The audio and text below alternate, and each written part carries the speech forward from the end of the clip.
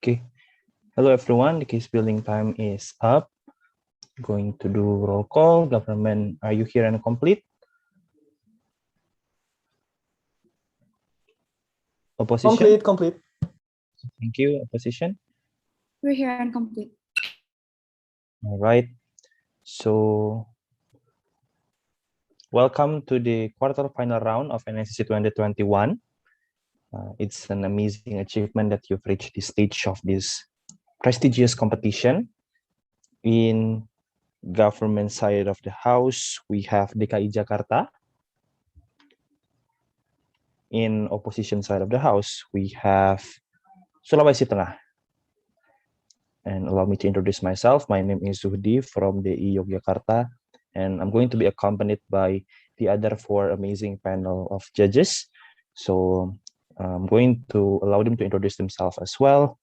Maybe from Noni first. Hi everyone, my name is Nani from West Java. Best of luck for the round. Thank you, Noni. And then next, Kak Bobby. Hello everyone, Bobby here from East Java. Sorry I can turn on my camera, but yeah, good luck and have fun everyone. Hello, Kak Bobby. And Kevin. Hi everyone, I'm Kevin from Kepulauan Riau. Hope you guys have a nice round and good luck to both teams. Last but not least, Rahde. Hi everyone, my name is Muragri Satria. My preferred pronoun is he or him. Best of luck for both teams. Thank you. Thank you for right. Sorry Kak, my web lagi ke WC bentar. All right, just let us know if they already come back.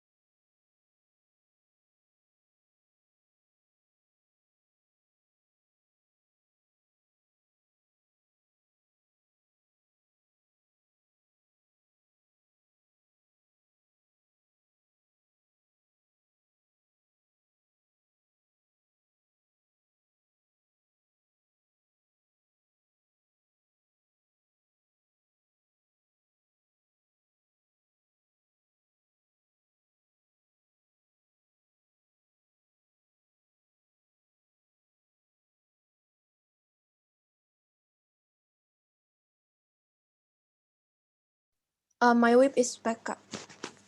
We can start the debate now. All right.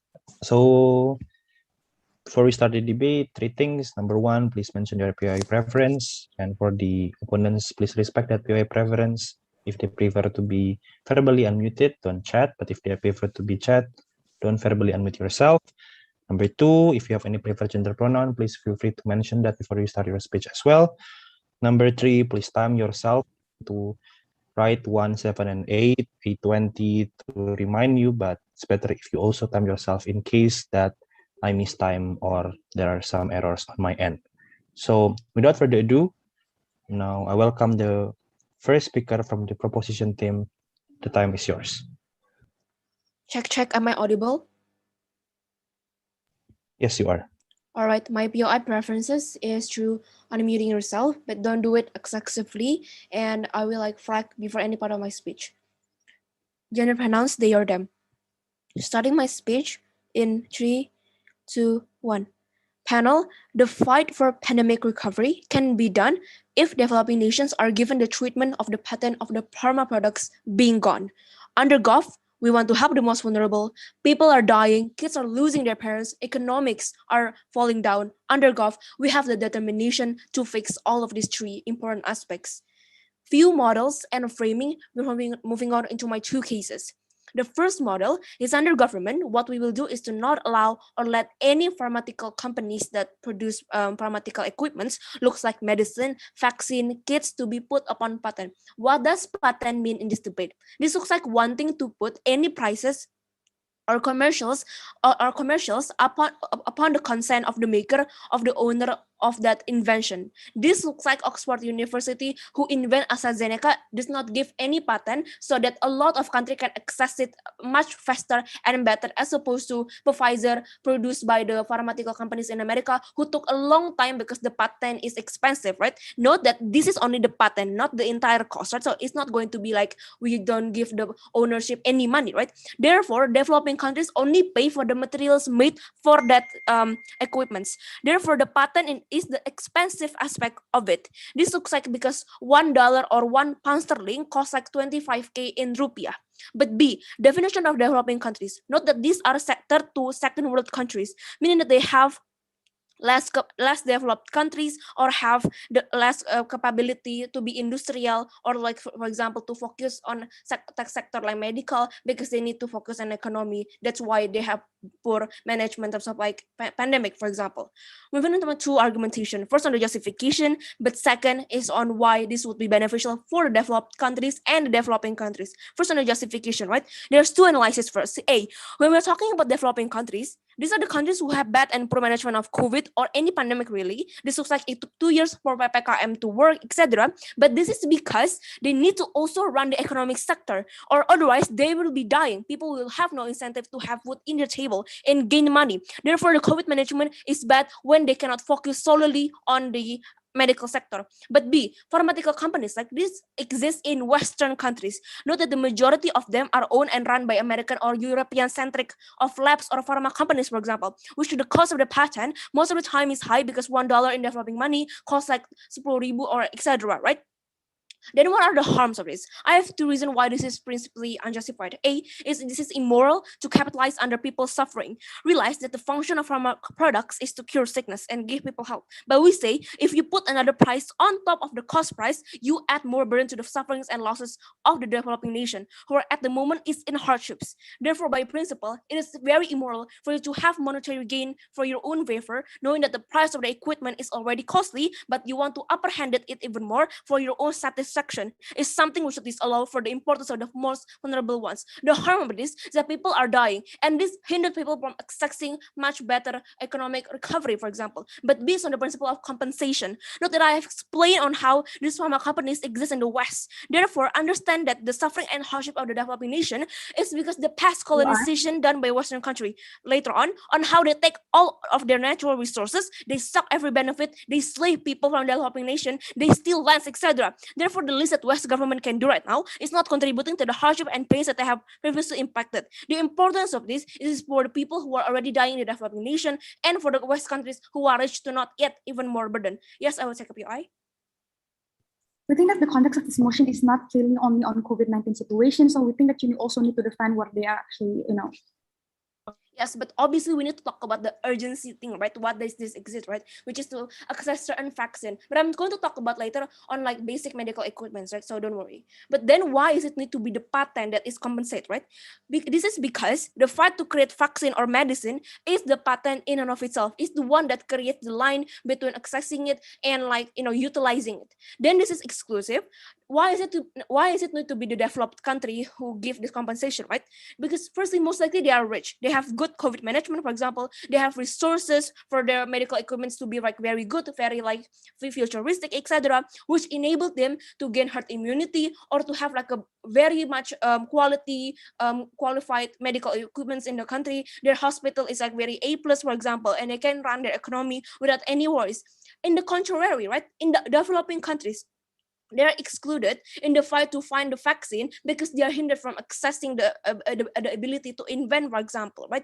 They are being hindered because of the cost that's very costly, in upper-handed it even more with the patent that is very much discouraging them to have a recovery in and of itself. Is there any more POI?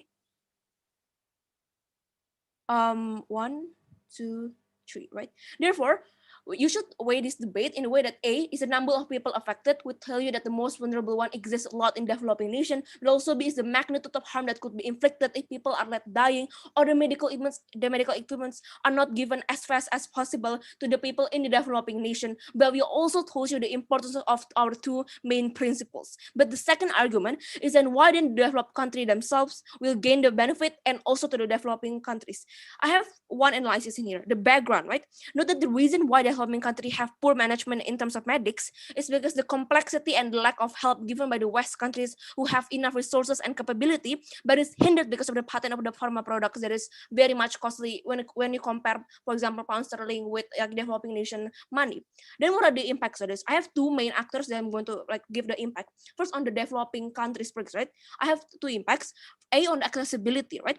On how poor people in the developing nation and how is the process, right? The moment developing countries are able to fastly buy or to utilize that pharma products or equipments, poor people who previously are hindered from accessing that medical equipments can now access it when the price are not so up high and when the ability to give it to the most vulnerable one are so fast, for example. But B is on the efficiency, right? And this is very important. This looks like how it's going to be create a much faster kind of creating herd immunity, but therefore we solve the disease of the pandemic better. Therefore people now can focus on the economic sector, and that economic recovery can be done when we have already finished the medical kind of things that hindered them from being so economically active, right?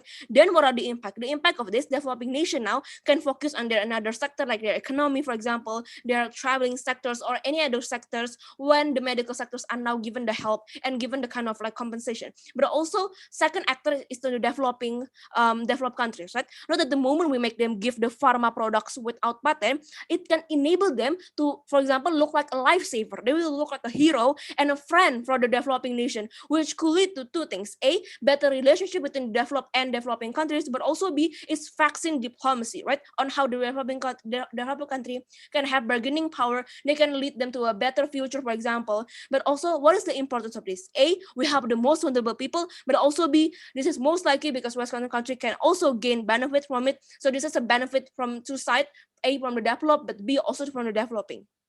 And this is exclusive because under their side, it will took a long time for this to happen. It will be so hindered by the cost of the patent, and it will make the US look like they are hindering people from getting sickness. Then you should weigh this debate, A, on how the number of people affected, which under the side of the house a lot, but also B, on the magnitude of harms that under their side of the house, which could be inflicted, like long time to cover the disease, and the very much costly vaccine that took a long time for this developing nation to be bought. For all of this reason, proud to propose. Thank you, proposition team's first speaker, for the fine speech. Now I welcome opposition team's first speaker. The time is yours. Check. Am I audible? Yes, you are.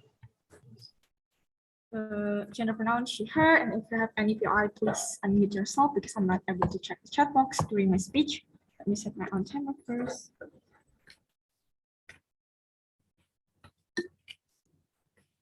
Yeah, starting my speech in 3, 2, 1. One response to the government case. When they tell you, they mention that developed nations are responsible for the developed nation, right? We say that we respond to this, right? Number A, this is not true. Despite of COVID-19 in Indonesia, it's never the fault of developed countries, but the fault of Indonesian people itself, right? They are the one who deliberately ignore health protocol, go to Bali, for example, work, and etc. etc. B, the producers of this medication are not only nation state actor. Look, assuming all of their assumption is true, the developed nations are responsible to developing countries, but the innovation of medicines and the production of medication are usually done by individual or private entities, right? We think that it is unfair for you to disallow them to patent their discoveries. And lastly, the reason why they want to disallow patent so that developing countries can manage their economic sector better, we say that it is not true. The reparation of economy in developing contingent is not contingent on patents. This is contingent on the fiscal management of country. Assuming they disallow patents does not mean the economy will suddenly be be recovered, right? Our stance as opposition team is clear. We allow the patent for all things that they want to create, right? Two important framing I will bring in this speech. Number one, the most important framing that you should take in this debate is that patents are not equal with hard distribution. We predict the government will bring this argument saying patent will make the development of certain medicine to be hard. We say this is not true. If we patent a product, the medication can still be developed with our company. So innovation of medication still exists under our side. And further, we say that the substance of certain medication can still be accessed by other companies as long as there is a prior agreement or integration between companies to use a certain drugs, right? As long as and then we say that this looks like a company with patents can still allow the use of certain drugs if they have joint research on the development of those medication or pay a certain amount of royalties and or etc., right? And second of all, this debate should operate on developing countries, meaning the pharmaceutical companies in the developing countries are not developed yet. They are still prone to mistakes. On the government side, if you do not patent certain drugs, every companies, regardless of their qualification, can use this drug, and it can turn into failure, especially when pharmaceutical companies in the developing country are less advanced, right? The distribution of this medication can be controllable under our side of the house. Patent allow us to have a better monitoring on the distribution. Thus, we can better accountable at we can have a better accountability under our side of the house, right? Two arguments I will bring in my speech. Number one, let's talk about the accessibility of our medication, and second of all, let's go to the main analysis. Why does patent create a better culture in the pharmaceutical company, right? Okay, moving to the first argument. We say, before I enter to my actual point of substantive, there are several engagement that I would like to do to engage with government side, right? Number one, regarding the pricing. Under our side, the pricing of this patent medication will not be extremely high to the point that people cannot access the medication, right? Because this distribution will be done by companies, and companies are the entities who are profit-oriented profit-oriented, meaning that they will not charge the medication and health facilities to be that high to that extent that people cannot afford it. Because the pharmaceutical companies are profit-oriented, they are able to operate because there is income for the consumer who purchase the product, right? If the price is too high to that point that people cannot purchase the product, we think that the company will be bankrupt, and this is the moment that where the companies will fail as well, right? This proves to you how the companies will not have the incentive to charge the medication that high, even if they patent certain drugs, because their survivability of companies is contingent on people buying their products. Second analysis, this is especially true, remembering that the distribution that we talk about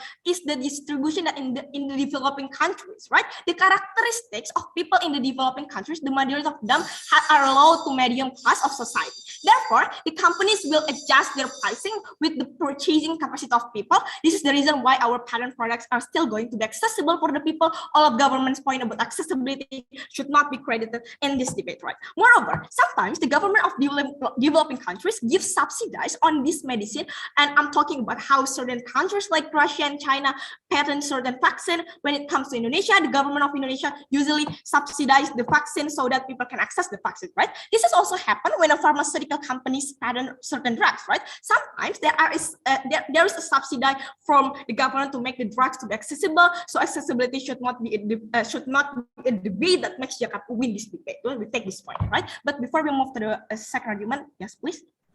If people are in extreme dire need of those vaccines, I can literally charge $1 billion for one vaccine and people will still buy it. Is that reasonable? We think that it's less likely to happen because when you charge that high, we already explained that it will be so detrimental for the government and for the people inside, and it will be something that very problematic, and we say that it will less likely to happen under our side of the house, right? Second argument, let's go to the main analysis. Why does patent create a better culture in pharmaceutical companies? Because patent and royalties are the very factors for scientists to keep innovating. Patent is a form of appreciation and a form of ownership that they deserve after the hard work that they do and after the sacrifices that they have been pouring, right? Under our side, scientists and pharmacists are going to be incentivized even further because they can be recognized by the product that they can innovate. This allowing scientists to have patents over their innovation will incentivize scientists to create a new innovation. Let's talk about the study case. Just recently, we said that vaccine for HIV and AIDS is discovered, and this is because scientists are competing on the royalties and that they can get through their discoveries, right? Look, we are not living in a utopia where people find cure for novel purpose. These scientists also need pragmatic gains out of their discoveries, right? This allowing them to have patents over their product will not push for more innovation. Panel notice, these scientists also want to leave legacy for the civilization, right? And this kind of memorable frame with their picture on it, it can only happen if they are recognized as the owner of this certain drug substance. But let's engage to their utopia that people do innovate for noble purpose, for example, right? This still one under our side of the house because the patent their medication is the form of responsibility to prevent the misuse their substance, right? Especially when we talk about distribution in developing countries where there is a lot of misuse of drug substance and the medical facilities are not advancedly integrated, right? Just like how in Indonesia our data and pharmaceutical reports can be easily leaked, right? Under our side, this can be resolved. Why? Because to have patent, meaning we are going to put more security on the protection of drugs that we are going to distribute, right? Meaning that we have a lot of accountability, we have a lot of responsibility for this. This is important because the fragility of pharma protection in developing country is too fragile. Therefore, we need to patent this and increase the protection, right? Furthermore, government mentioned that they want to disallow the patent so that developing countries can have a better relation with the developed nation. We say that this is not exclusive because due to these hard times, countries are more interdependent to each other. There is a massive growth of globalization, so that it will still happen under our side of the house. So proud to post. Thank you, opposition's first speaker, for the fine speech. Now I welcome second speaker of the proposition team. The time is yours. Hi, am I audible? Yes, you are.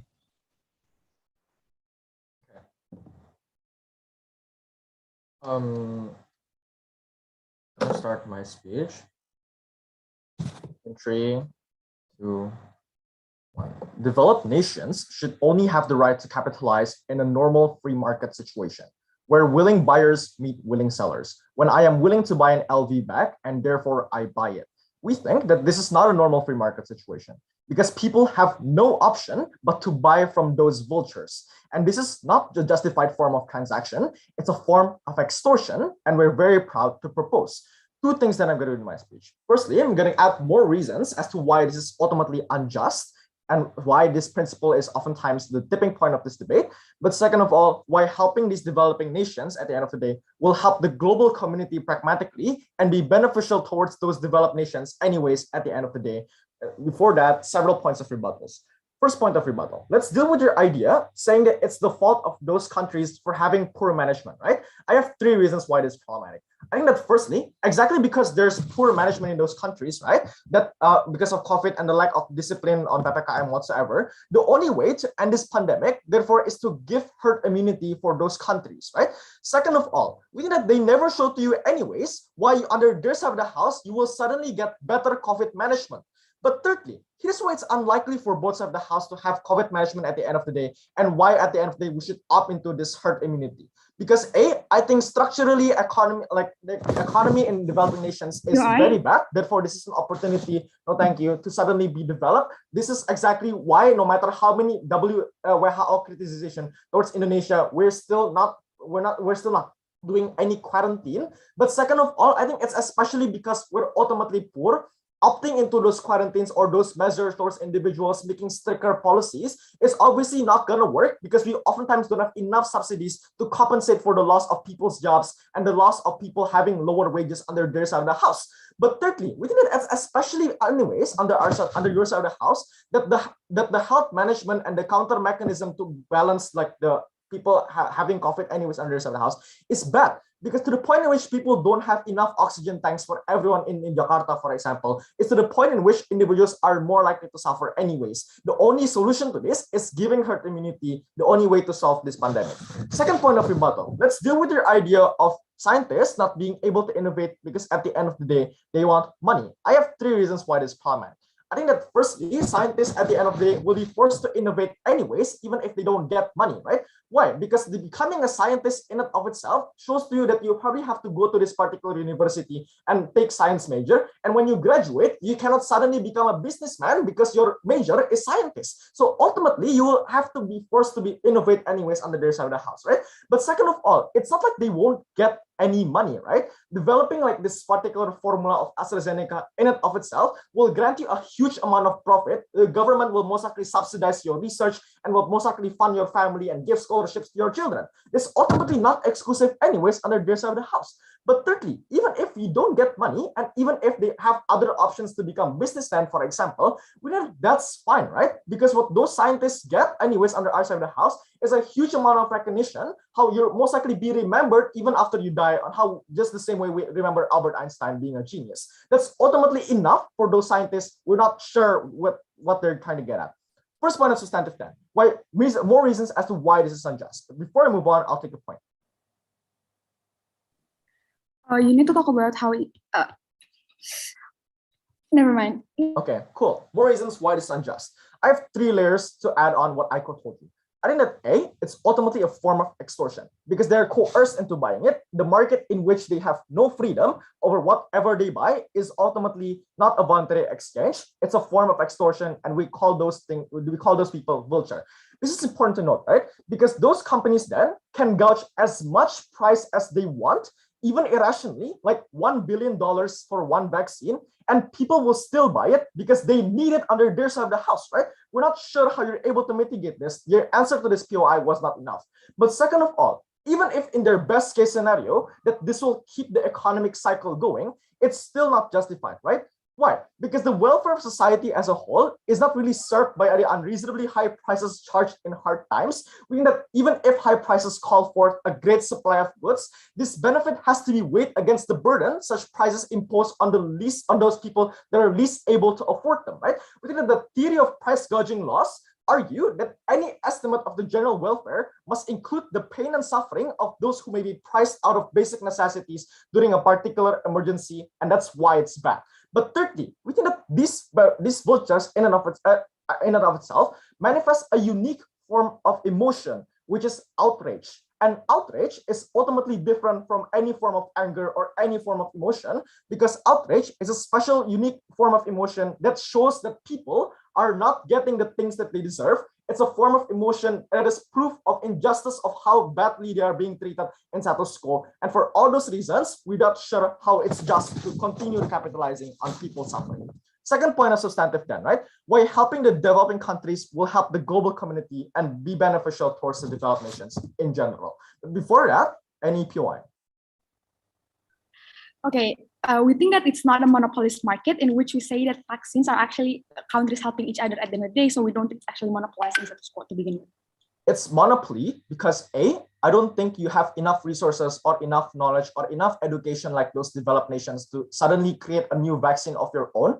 But second of all, even if you probably have that capability to probably make your own formula and make your own vaccine at the end of the day, it's less likely for you to use them because the credibility coming from those developed nations are still a lot. This shows to you that there is a huge structural reliance towards those developed nations and towards those pharmaceutical products coming from the West. And it therefore shows to you why extortion will still exist under your side of the house. Not sure what the POI is trying to get at. First point of substantive then, right? I have 2 layers of analysis here. I think that firstly, the impact towards the health sector. I think both sides of the house at this point has already agreed as to why the pandemic, for instance, never ends is ultimately because of the lack of control and good management from those developing nations. But here's why it's ultimately important, right? Because A, I think most mutations and the rise of new variants ultimately come from those developing nations at the end of the day. this was like variant Delta whatsoever that comes from India, and it makes it even more dangerous because it's then widely spread towards different nations because of open borders and whatnot, right? That is to say that the only way in which we can ultimately prevent this mutation from happening, preventing more mutations from happening, is ultimately to like give an ASAP preventive mechanism, giving herd immunity for those. This is important to note, right? Because it doesn't just benefit India, for instance, of not being able to create more mutations. It benefits the global community from receiving that same amount of mutations at the end of the day. Second analysis here, economically, right? We think that the crux of this argument is that we ultimately have reliance towards those developing nations, even as a developed nation. That is to say that even as the developed nation like the United States or UK, we have structural reliance towards the rice and the resources that exist in Vietnam. This is likely because A, we ultimately have geographical difference. That is to say that the resources that exist there is probably not going to be found in those developed nations. But B is that oftentimes I think it's important to maintain good relations with any countries in general. All of this is important to note, right? Because none of those things and those resources such as trade and whatsoever is not going to exist under their side of the house. The moment in which COVID is most likely still existing, the one in which there is a huge amount of disease that happens in Africa, for instance, because A, countries are in general are afraid to make trade and spread the virus unknowingly, but B is that oftentimes these countries in and of itself are economically poor and therefore have less incentive for production in the first place. And for all those reasons, we're very proud to win.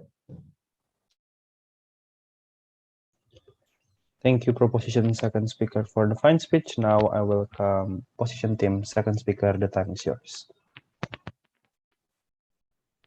Okay, for POI, directly unmute yourself because I will not be checking the chat box, and general pronoun is she, her.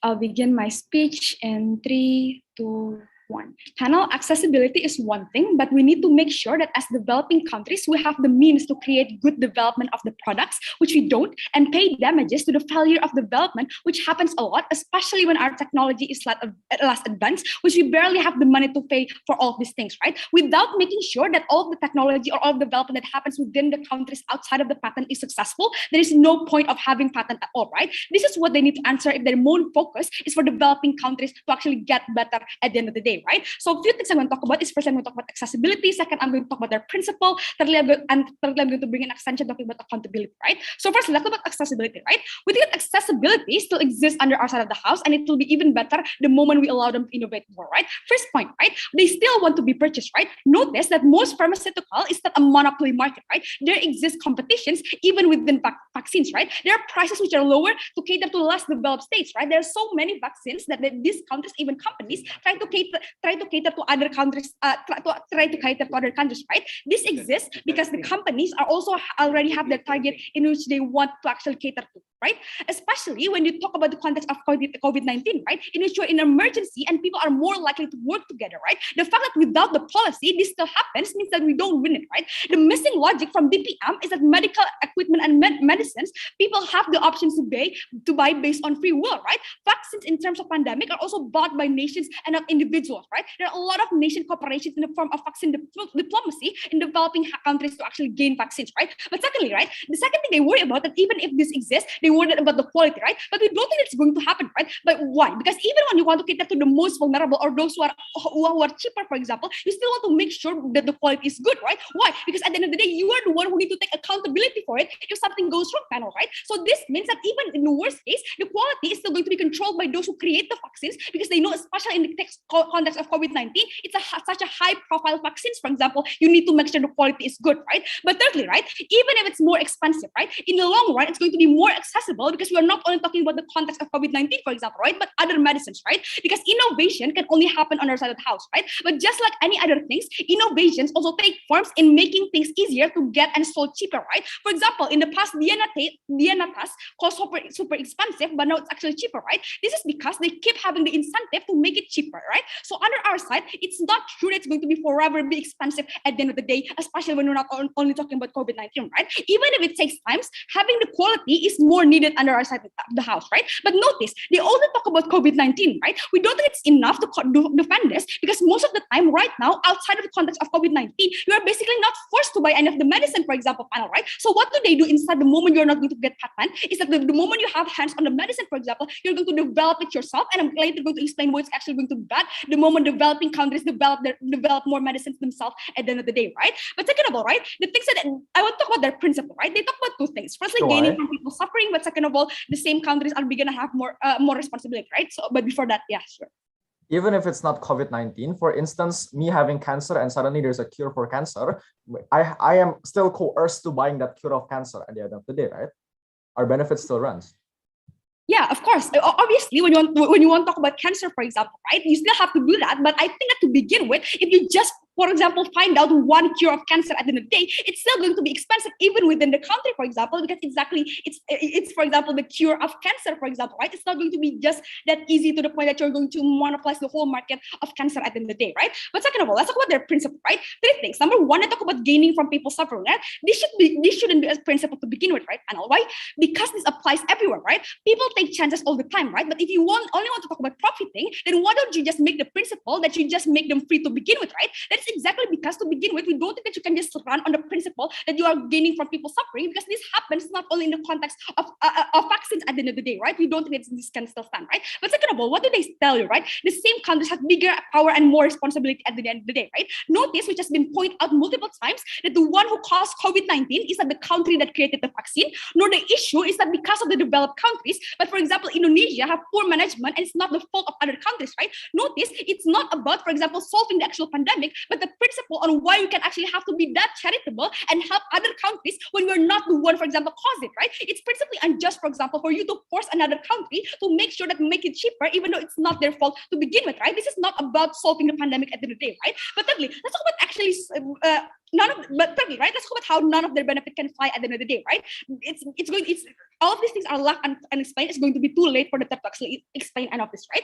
Number one, right? Why the economy can suddenly recover, right? We don't think that this is going to happen. They brought the concept of, for example, the Delta variant was going to be disappear the moment they're going to do this, right? But this is just plainly unlogical, for example, right? Why? Because exactly, for example, the Delta variants exist even after the vaccine already created, for example, right? It's not contingent on, for example, people getting vaccinated and suddenly the Delta variant disappear, for example, right? This is just not true to begin with at the end of the day, people, right? So we don't think that you can bring this argument suddenly, right? But second of all, we don't think that economic recovery, which you have pointed out, economic recovery isn't contingent on, for example, people all getting vaccinated every day if the management of the country, for example, is still bad to begin with, panel, right? But thirdly, right, what is the benefit that they bring on the other side of the house, right? That the relationship of a country will be better at the end of the day, right? But we don't think that it's true, right? If you want to argue, then you need to answer why to begin with countries will want to do this out of this free will, right? Because it's a policy, right? Therefore, it's not appreciated to the level of, for example, increased good relationship because it's a policy, right? So it's not appreciated like what you want to claim, right? But even if it's true, right, it's not exclusive, right? Right now in status quo,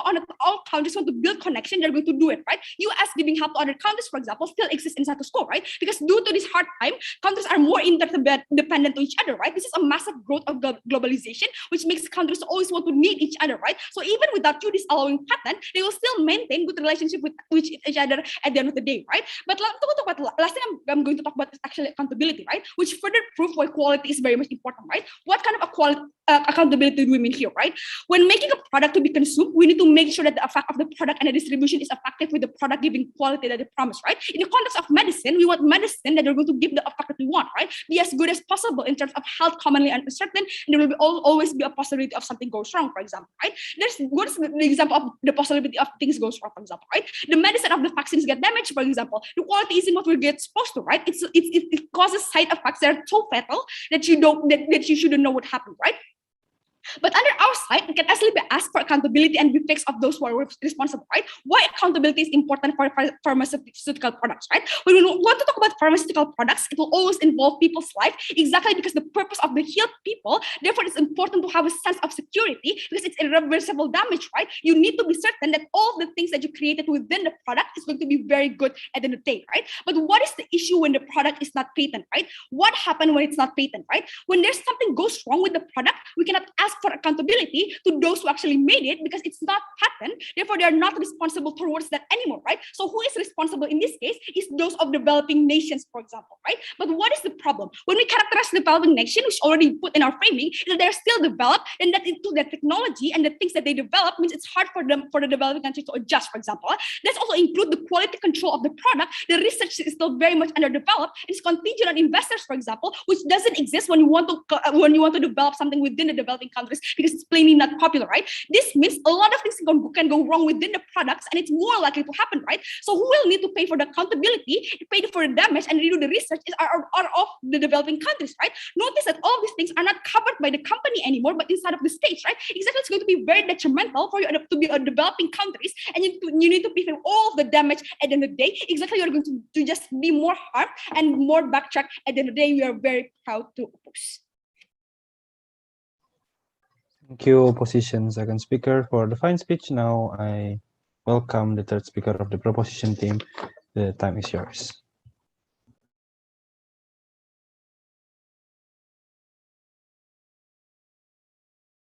Hello, am I audible? Yes, it's clear. All right. If you want a POI, just on chat, please. What else? I think that's it. Starting my speech in 3, 2, 1. The reason why I oppose the debate is throughout their speech, their biggest argument is about how scientists need to receive recognition because they are the one who make it. Note that all their other argument is only a rebuttal throughout our argument. Even if even if I'm not able to rebut everything, we still win because basically they have no case at all. Okay, note that the comparison for government is we explain to you that if we want to save more lives, we want to help those people that are dying. I think it's obvious which side is more urgent, lives or scientist glorification. Two clarifications. Firstly, the most important argument in this debate is the principal argument. We're talking about medication, which is very, very crucial, exactly because of the correlation of life and death. But secondly, it's not really a time, exactly because it's not only a debate about COVID, within that it's not really a type of economic crisis. We may not really only talk about COVID, within that this really makes on what, it's not really important when we're talking about economic crisis. But secondly, note that their second speaker only throw out words such as development. It doesn't really construct any argument. Two reasons why they lost. Firstly, they explain about how these scientists need money and appreciation because of their hard work. Therefore, they need to have a patent. However, they explain that they won't make their patent expensive. This is very, very contradictory because if the patent is cheap, the scientists will still won't be happy and have a rich life in the first place. But secondly, note that they are very, very health-stand, right? And their first speaker explained about how in their side, companies are very profit-oriented and everything. I say chat. However, in their second speaker, they explain about how companies are charitable enough to give, easy pricing and everything. At the very least, an NSDC semi-finalist should have a clear stand to independent rebuttal. Firstly, there exists a competition. They explain on how there exists a competition, on how there's no market monopoly. This is so untrue because note that the price of AstraZeneca, Pfizer, Moderna is still very, very different. However, people still buy the most expensive vaccine to simply ensure the quality. We see that it's the incentive of these companies to really buy the vaccine. We see that monopoly still exists. But secondly, they explain about a very, very weird extension about the quality of vaccine decreasing if there and the security decreasing if there is no what is it called? Sorry, mind block. If there's no patent, right? I think that this is so weird. Why is it so? Because being checked and tested, I think it's not exclusive for the quality of the product to be reduced. But even if the quality of the product is reduced because of the patent, within it they also can, within the developed company or developed country also can pay, right? Exactly because you only give the free of patent to the developing country, and you still not and the developed country that you pay, that you sell this vaccine also need to buy the patent, buy the patent in itself. Therefore, they will still pay and for the damage and everything. Two clashes in this debate. First, practical. Second, principle. I will just go to the principle because it's the most important thing. Note that their only principle is that they explain that COVID-19 exploded because of Indonesian don't go to Bali and do not listen to the government. This is so problematic. Like literally, tons of US people go to the beach naked, but they still can handle COVID. I don't get any likes in this. But then what do we bring? We bring tons of things. First, we frame that even without selling these patents, these pharma companies still have the capacity to gain a lot of money. For example, the material of the vaccine costs $2. They sell it for $25. However, the patent increased because of the patent. The price of the vaccine increases by becoming $20. We did at $0.5 times 300 million people times 2 times those is much money, much more than I can imagine. Within that, they will still be happy. But But secondly, what these three things that we bring? First, we explain it's immoral to capitalize on other people's suffering. They never really reply on this. The only reply is about Indonesia not handling COVID thing on how they go to Bali. Look, within that, when we're talking about developed country, right? On how within that the essence of immoral, on how it's immoral to capitalize on other people's suffering, look like on how developed country becomes a loan shark for these developing countries, on how they still take money from the people that are suffering, which that in itself is very unjustified. The second thing we bring is that most likely they are developing countries due to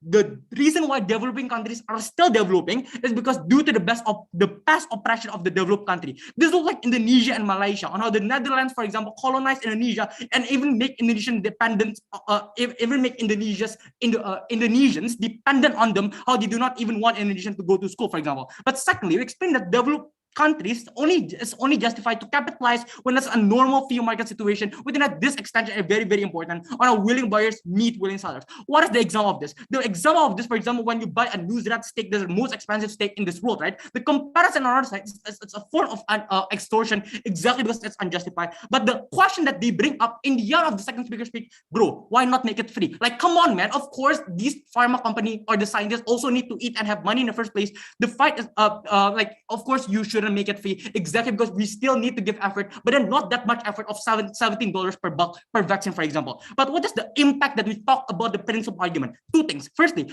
we explain that therefore the vaccine on our side will be accessible for poor people, but secondly, the developing countries then won't be really suffering because of the vaccine, or they can use the money for other sectors in the first place. The harm on their side is that the poor medication for the people. We win the principle. The second class about practical. They talk about a few things here. First, they explain that developing countries can subsidize the vaccine and status quo, therefore it's totally fine.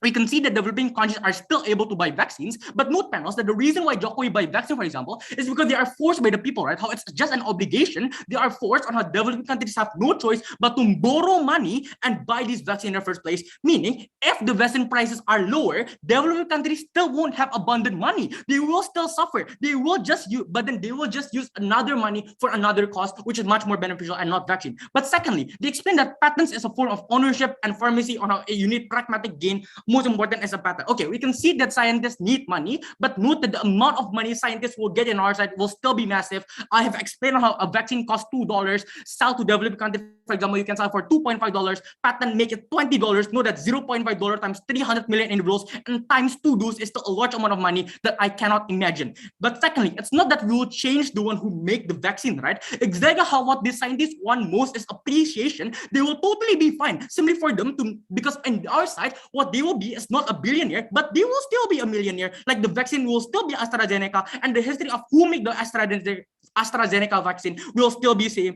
Why? But second thing, they also explain how why will it also impact the developed country on how the country created the pharmaceutical products. We explain three things here. First, we explain that developed and developing countries can better trade they can have in the long-term run, they can be better trade partners on how the developing countries is very, very important for a developed country. For example, Indonesia is very useful for its spices or tourism. Africa has a lot of rare earth and gold on it's useful for cell phone suppliers and electrical cars. Note that these sectors are massive sectors that are much long-term compared to vaccines and also more massive sectors. But secondly, we explain that developed country will be viewed as and framed as someone of a good kind of country, on a country that have a narrative of that perpetuates good gain for them. Within that, therefore they can have a higher bargaining position in the future, exactly because they can relate to these developing countries. The third benefit we bring is that we explain that the new variants are most likely found in the developing country due to the lack of management and handling COVID.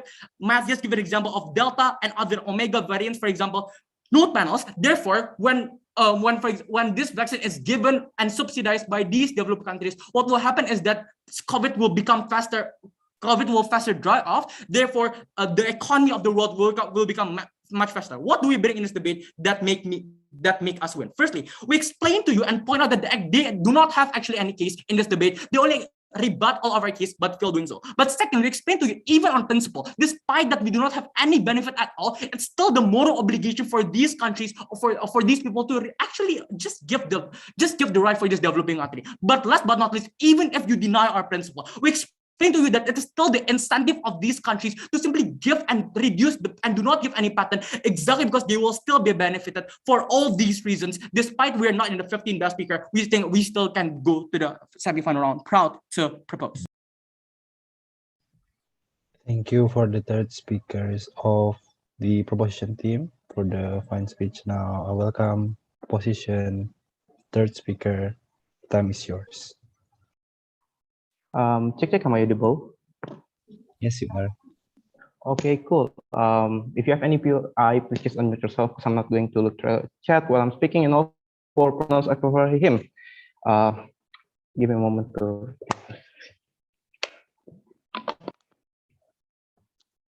Okay, thus I will start my speech in 3, 2, 1. Several points of clarifications. Look, the government are so afraid of monopolization. We say that monopoly cannot exist anyway because first, if we patent this, there will still competitions between one pharmaceutical companies, another pharmaceutical companies, meaning that there will be market competition that is allow them to actually monopolize the market, as people can simply move away to another company to buy that product, right? But secondly, monopoly is also less likely in our side of the house, simply because it is impossible for companies to set a price that is not accessible for their buyers. This is also answer the LPOI. If you got cancers, it won't be that expensive. But furthermore, there will still be subsidy from the government, assuming that medication is very important for the people. Second clarification: it is funny how the government mentioned we don't actually have argument and merely a response. We literally told you how responsible use of drugs will happen on our side of the house, how accountability is better under our side of the house. We told you how more scientists will be incentivized to innovate better under our side of the house. And we also told you how development of medicine in developing countries are still we need patent. The reason why they said that we don't actually have any argument is because they never rebut any of these points, ladies and gentlemen. Thus, Sulteng should win over Jakarta. A couple points of engagement before I move into my clashes. First, the government claimed that they disallow patents so that developing countries can properly fix their economic sector. Two responses on this.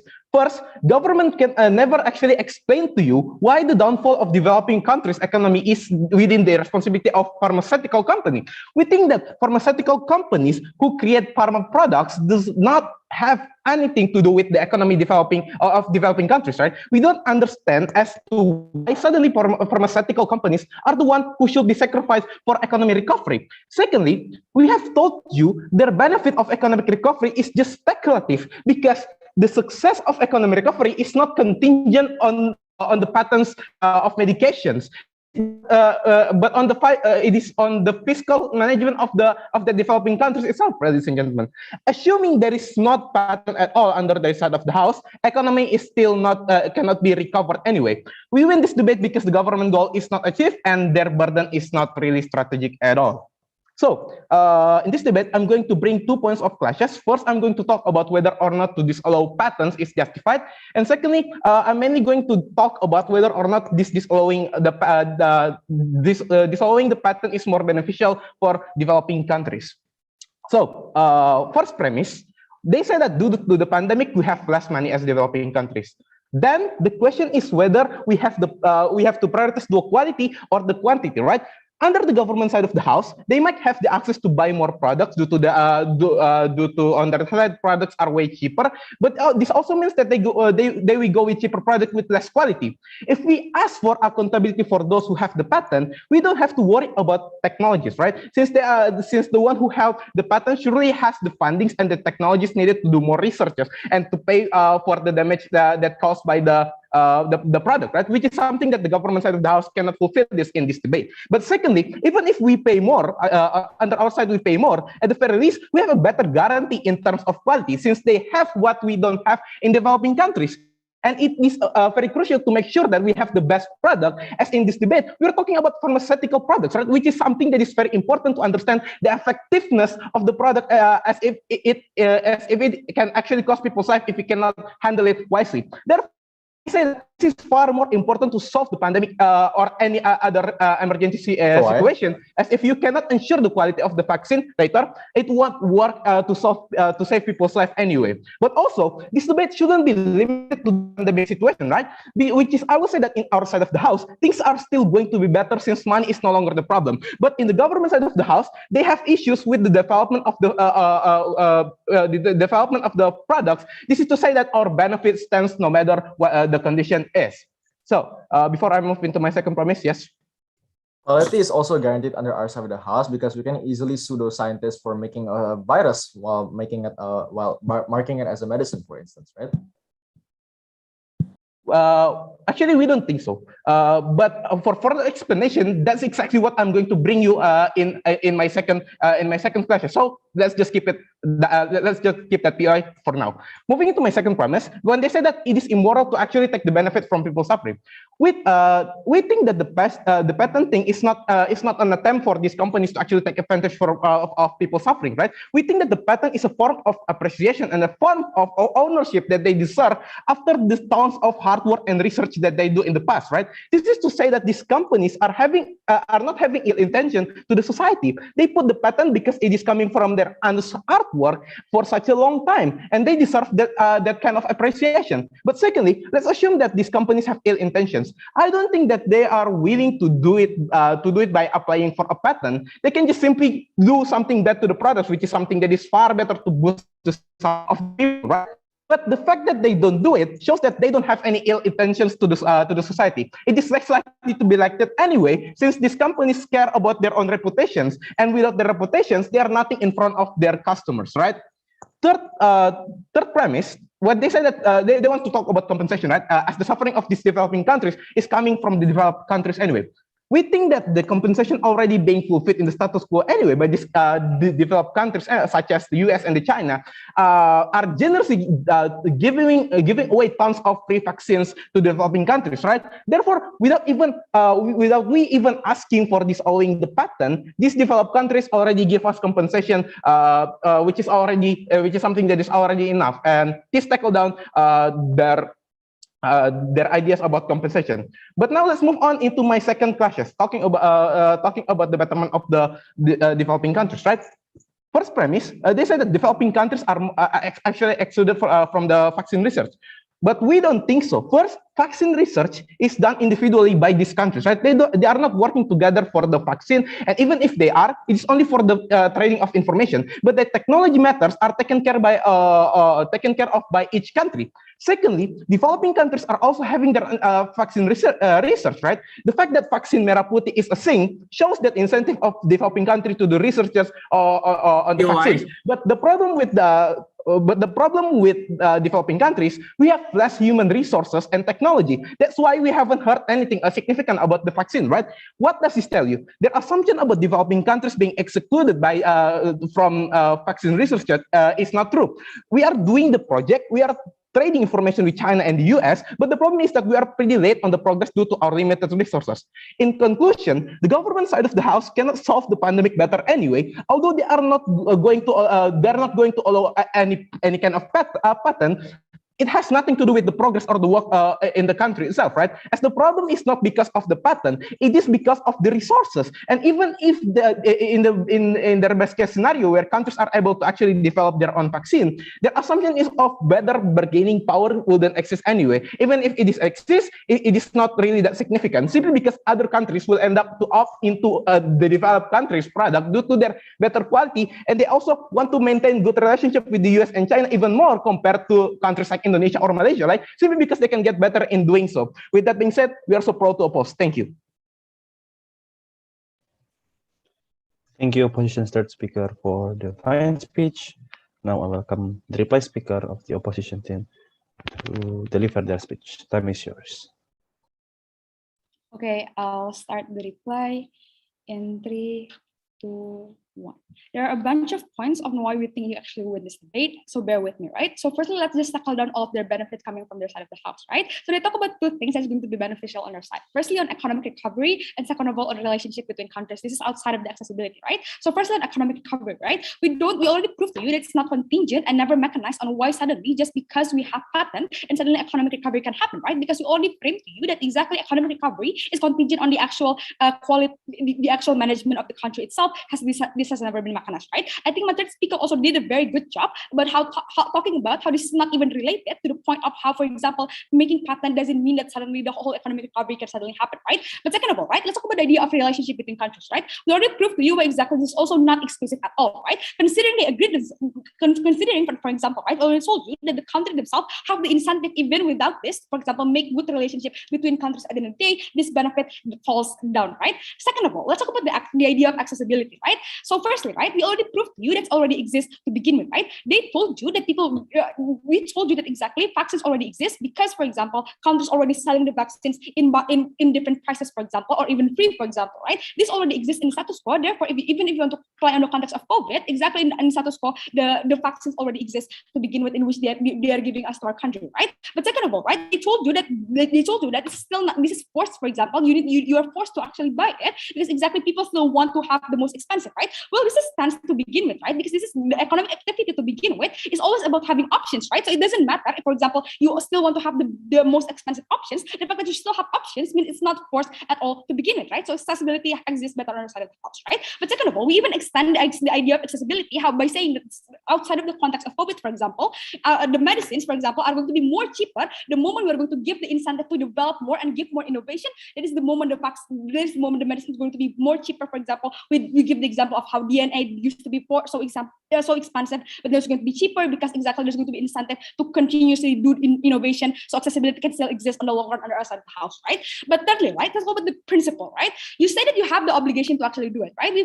We told you multiple times that it's actually not true, right? The countries who are you tell them to have the policy are not the one who cause it, right? This is important because not everyone have the obligation to solve anything, right? If this happens, intervention and loans can actually be given between countries, but this is exactly not happen, right? Exactly because we already told you if they're not the one who caused it, then obviously they don't have any reason, for example, for them to actually do compensation or do reparation towards the other countries to begin with. Right? And at best, if they don't want to do it, it should be charitable and between the relationship of countries, and shouldn't be something that is caused as a policy, right?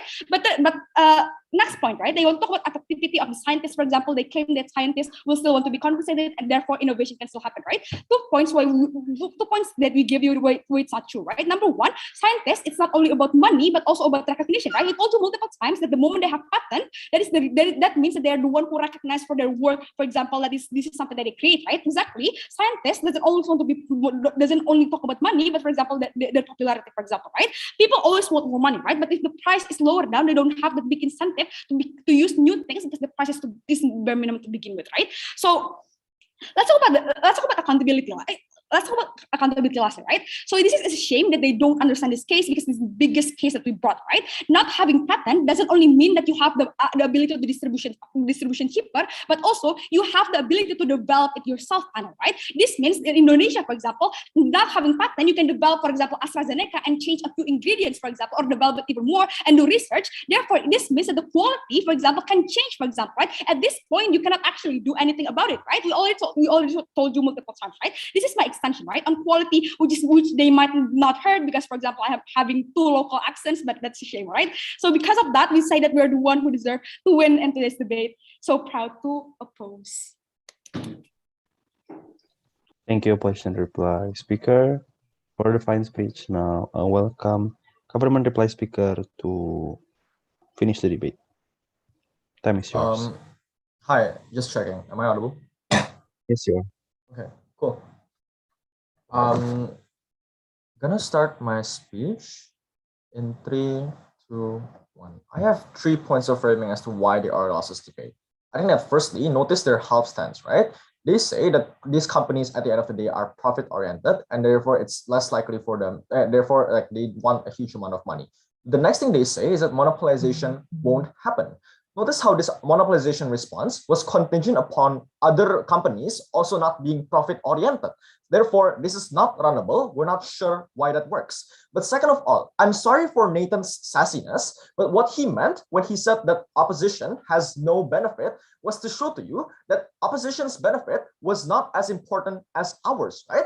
Compare the rights for individuals' ownership and the scientists having money. Compare that to the rights of individuals' lives being sacrificed under your side of the house. We're not sure why why you should win this debate as to how you get more ownership under their side of the house. But thirdly, I don't think their layers of explanation in and of itself were enough to completely respond to our entire case. That is to say that even if their responses were spot on, bringing 5 layers of analysis does not counter 100 layers of analysis. We're very proud to propose. Three points of clashes as to why we won on a huge margin. Firstly, let's deal with the principle of this debate. And the only principal claim they brought to you was that it's not these developed countries' fault that those individuals are sick, right? We gave you 10 different responses to this. Like, firstly, I could manage to preempt this and say that those developed countries at the end of the day are complicit.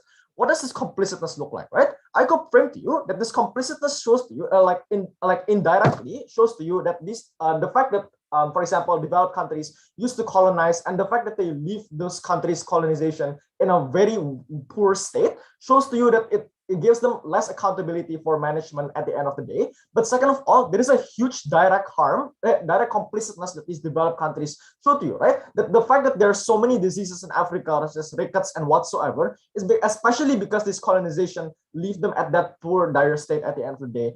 We're not sure why they're still running it, right? But we gave you different other reasons as to why this is not justified, right?